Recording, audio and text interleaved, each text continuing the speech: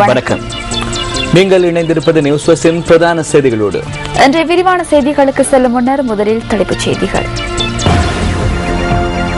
ஜனாதிபதி ஜப்பான் ராயதந்திரிகளுடன் கலந்துரையாடல். லஞ்ச ஊழல் விசாரணை ஆணைக்குழு முன் ஆஜராகுமாறு முன்னாள் பிரதமர் நீதியரசருக்கு அறிவித்தல்.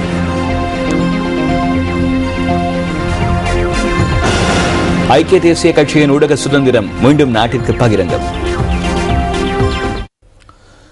மின்சார கட்டணம் அதிகரிக்கப்படுமா அல்லது குறைக்கப்படுமா? மின்சார கட்டண திருத்தம் தொடர்பாக நாடளாவிய ரீதியிலே தற்போது மக்களிடையே கருத்துக்கள் பெற்றுக் கொள்ளப்பட்டு வருகின்றன. 2013ஆம் ஆண்டு மின்சார விநியோகத்திற்காக மக்கள் பயன்பாட்டு ஆணைக்குழு அனுமதி வழங்கிய 228 பில்லியன் ரூபாவை ஈடு செய்வதனை அடிப்படையாக கொண்டு தமது கட்டண திருத்த யோசனையை இலங்கை மின்சார சபை ஆணைக்குழுவிடம் ஒப்படைத்தது. இது தொடர்பில் மக்களின் கருத்துக்களை பெற்றுக் கொள்ளும் நடவடிக்கை ஆரம்பமாகியுள்ளதோடு அவற்றின் முக்கிய 4 விடயங்கள் தொடர்பில் கவனத்தில் கொள்ளுமாறு மக்கள் பயன்பாட்டு ஆணைக்குழு அறிக்கையொன்றின் மூலம் கூறியுள்ளது. இந்த வருடத்துக்கான மின்சார விநியோக செலவு 228 பில்லியன் ரூபாய் என குறிப்பிடப்பட்டுள்ள நிலையில் அதனை குறைத்துக் கொள்வதற்கான முறைமைகள் காணப்படுகிறதா என்பது தொடர்பிலான மக்களின் யோசனைகளை ஆராய வேண்டும் என்பது அதன் முக்கிய விடயமாகும். இலங்கை மின்சார சபையின் செலவுகள் தொடர்பான மதிப்பீட்டில் உள்ளடக்கப்பட்டுள்ள பல்வேறு செலவுகளின் தன்மையை ஆராய வேண்டும் எனவும் மக்கள் பயன்பாட்டு ஆணைக்குழு சுட்டிக்காட்டியுள்ளது. அத்துடன் மின்சார சபை முன்வைத்துள்ள உத்தேச மின்திருத்தம் தொடர்பிலும் ஆராயுமாறு ஆணைக்குழு சுட்டிக்காட்டியுள்ளது. இந்த வருடத்தில் 11 பில்லியன் கிலோவோல்ட் அலகு மின்சாரம் தேவைப்படுவதாக மதிப்பிடப்பட்டுள்ள நிலையில் அவற்றுக்கு தேவையான பணத்தை பெற்றுக் கொள்வதற்கான மாற்று முறைமைகள் குறித்து ஆராயுமாறும் ஆணைக்குழு குறிப்பிட்டுள்ளது.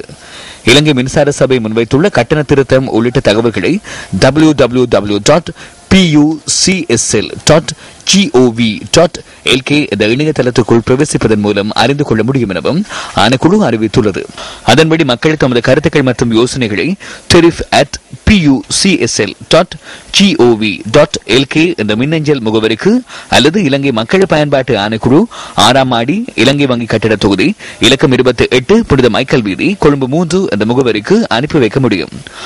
அத்துடன் இலங்கை மின்சார சபையின் உத்தேச மின் கட்டண திருத்தம் தொடர்பிலான ஆலோசனைகளை 0772-7011-06 என்ற தொலைபேசி இலக்கம் மூலம் பெற்றுக் கொள்ள முடியும் எனவும் அறிவிக்கப்பட்டுள்ளது. இறுதி தீர்மானம் எடுக்கப்படுவதற்கு முன்பு மக்களினால் அனுப்பி வைக்கப்படுகின்ற எழுத்து மூலமான கடிதங்கள் மற்றும் வாய்மூலமான கருத்துக்களை நாம் ஆராய்ந்து பார்ப்போம். இந்த விடயத்தில் தலையீடு செய்யும் மற்றொரு தரப்பினரும் இருக்கின்றனர். அரசாங்கம். நாங்கள் சுயாதீன ஆணைக்குழு என்ற போதிலும் அரசாங்கத்தின் கொள்கைகளையே நாம் நடைமுறைப்படுத்துவோம்.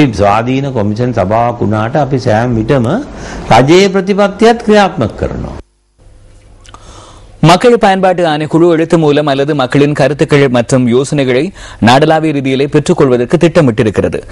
இந்த நிலையிலே மின்சார கட்டண திருத்தம் தொடர்பிலே நாட்டின் பல பாகங்களுக்கு சென்று அங்கிருக்கக்கூடிய மக்களோடு கலந்துரையாடி அவர்களுடைய கருத்துக்களை நாம் கேட்டறிந்து கொண்டோம். இது வந்துகிட்டு இந்த வாழ்க்கை செலவிலே மிகவும் அதிகமாக இருக்கின்ற காரணத்தினாலே இது கடும் மக்களுக்கு பாரிய சுமையாக இருக்கின்றன. இது எந்த வகையிலும் சாத்தியம் இல்லாத ஒரு கட்டணமாக இருக்கும் என்று நினைக்கிறேன். அண்டை காண்ட தொழில் செஞ்சு கூலி மேன்றாங்க 50% கூட்டுறவங்க எங்களுக்கு கடன் கஷ்டமா இருக்கு. மின்கட்டண உயர்வு என்ற செய்தியானது அரசாங்க ஊழியர்களை பொறுத்தவரையிலே பெரிய விடியாக தாக்கி இருக்கின்றது. வறிய மக்களும் கூட இன்றைக்கு ஈடு கொடுக்க முடியாத ஒரு நிலை இருக்கிறார்கள். வாழ்றது கஷ்டமான ஒரு முறையில் இருக்குது. கரண்ட் மின்சார கட்டணம் அதிகரிக்கிறதுக்கு ஏற்ப வருமானம் அதிகரிப்பு இல்லை.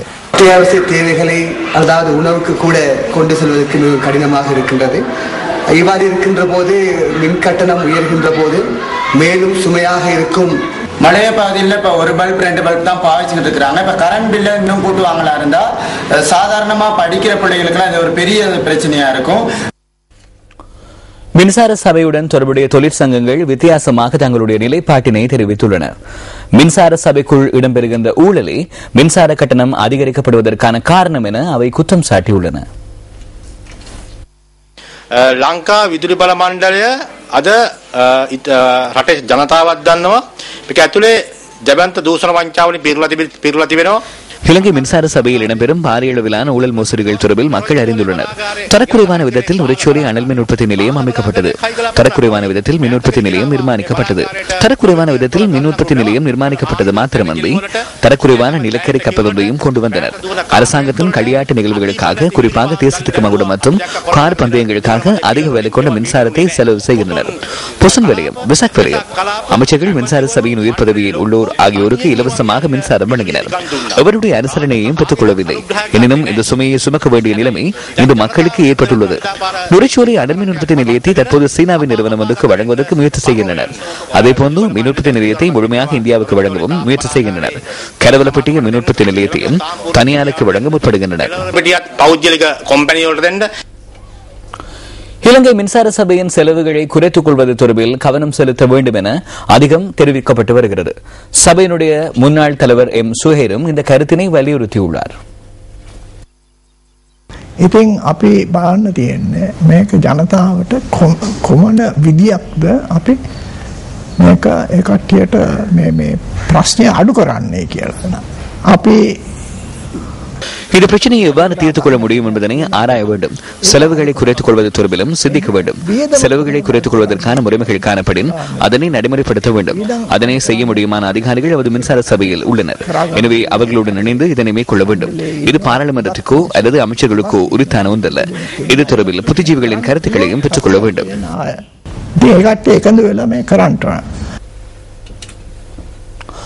மின்சார கட்டணம் ஏதேனும் ஒரு சந்தர்ப்பத்தில் அதிகரிக்கப்படுமாயின் அது மத்தியதர வகுப்பினரின் பொருளாதாரத்திலும் பாரிய ஆதிக்கத்தை செலுத்தும்.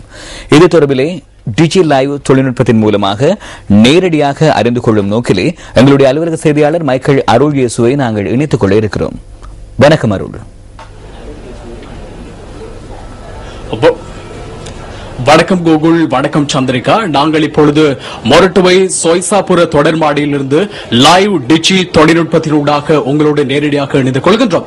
எதிர்காலத்தில் மின்சார கட்டணத்தில் மாற்றம் ஏற்பட்டால் அது எவ்வாறான பாதிப்பை மக்கள் மத்தியில் ஏற்படுத்தும் என்பதனை நேரடியாக தெளிவு தொடர்பில் தகவல்களை பெற்றுக் கொள்வதற்கு நாங்கள் தயாராகின்றோம். நாங்கள் இந்த சொய்சாபுர பகுதியில் வசிக்கின்ற திரு ராஜா அவர்களுடைய வீட்டுக்கு வருகை தந்திருக்கின்றோம். அவரிடம் கேட்டு பார்ப்போம், இந்த மின்சார கட்டணம் அதிகரிக்கப்பட்டால் எவ்வாறான பாதிப்பை அவர்கள் எதிர்நோக்குவார்கள் என்பது பற்றி. வணக்கம் ராஜா. மிகவும் கடினமான வாழ்க்கை எதிர்நோக்கி கொண்டு இருக்கும் பொழுது இந்த மின்சார கட்டணத்தை மிக அதிகரித்தால் இன்னும் கூடுதலான கஷ்டங்கள் எங்களுக்கு உண்டாகும். தயவு செய்து இதை எங்களுக்கு எப்படி சரி குறைச்சு தர சொல்ல பாருங்க எல்லாரும். மிக முக்கியமா ராஜா, இது கடந்த மாதத்தில் உங்களுக்கு விநியோகிக்கப்பட்டிருக்கின்ற மின்சார பட்டியல். உங்களுடைய வீட்டில் நீங்கள் 192 மின் அலகுகளை பயன்படுத்துகிறீர்கள். இந்த இடத்தில் அதற்கு 3795 ரூபாய் 79% கட்டணமாக செலுத்துகிறார்கள்.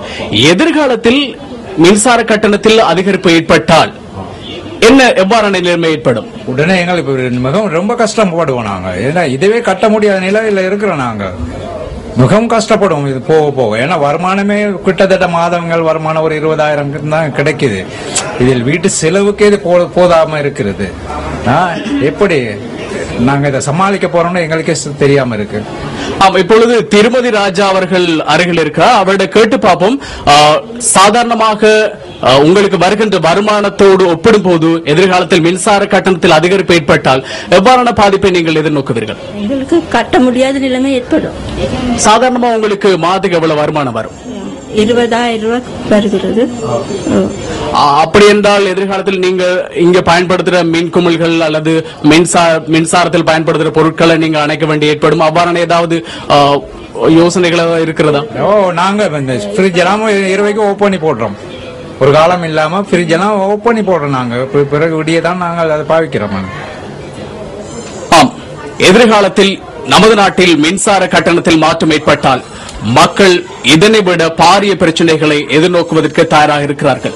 ஆகவே இது சம்பந்தமாக பல்வேறு தரப்பினரும் கருத்துக்களை தெரிவித்து வருகிறார்கள். ஆகவே எங்களுடைய மக்கள் இந்த மின்சார கட்டணத்தில் மாற்றம் ஏற்பட்டால் பாரிய பிரச்சனையை எதிர்நோக்குவார்கள் என்பது உண்மை.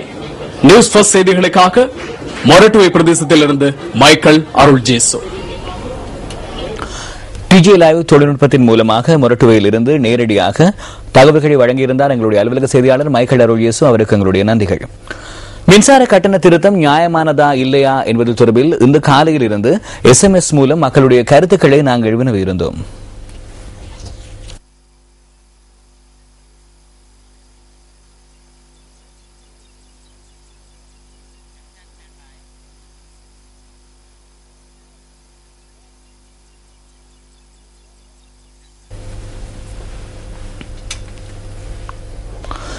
மின்சார கட்டண திருத்தத்தின்படி கட்டணம் அதிகரிக்கப்பட்டால் அது தொழில்துறையை எவ்வாறு பாதிக்கும்? இது தொடர்பான விடயங்களை நாளையும் நாங்கள் இதுபோன்று ஆராய உள்ளோம்.